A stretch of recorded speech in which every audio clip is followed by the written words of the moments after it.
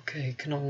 វីដេអូនេះខ្ញុំនឹងបង្ហាញអ្នកទាំងអស់គ្នាពីរបៀបដាក់ក្រដាសទំហំផ្សេងគ្នានៅក្នុង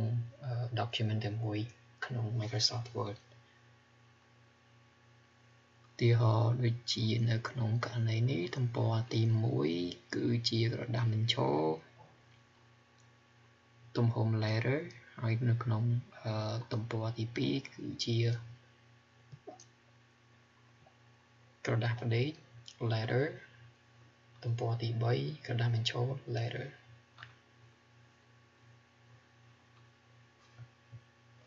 ជំហានដំបូងគឺយើងត្រូវរៀបចំក្រដាសទំព័រទី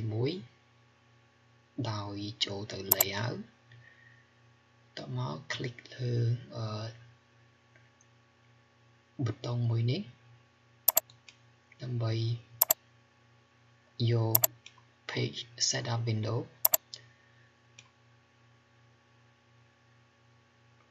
ទំព័រទី1គឺយើងចង់បានជាក្រដាសបញ្ឈរអញ្ចឹងយើងត្រូវយក portrait ហើយក្នុង paper ជា letter អញ្ចឹងយើងត្រូវ select យក letter ហើយយក OK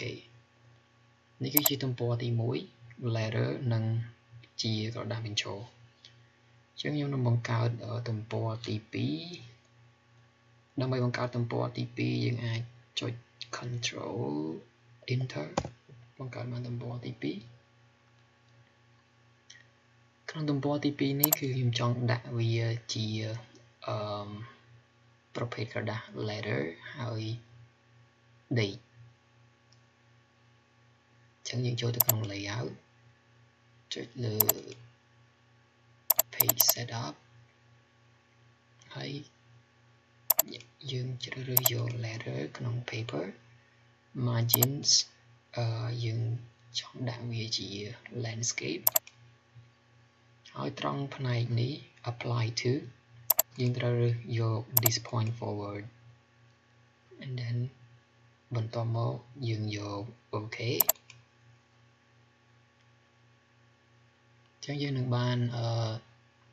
ក្រដាសទី1ដែលជាក្រដាសបញ្ឈរ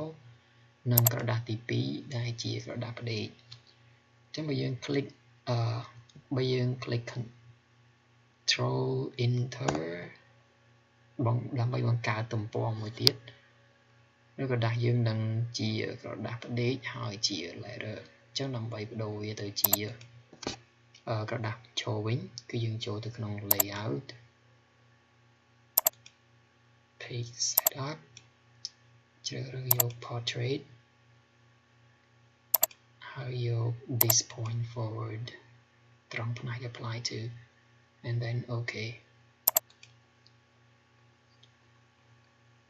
អញ្ចឹងឥឡូវយើងបានទំព័រទី1ជាក្រដាសបញ្ឈរប្រភេទ letter ក្រដាសទី2ទំព័រទី2ជា letter ផ្ដេកនិងទំព័រទី3ជា letter បញ្ឈរ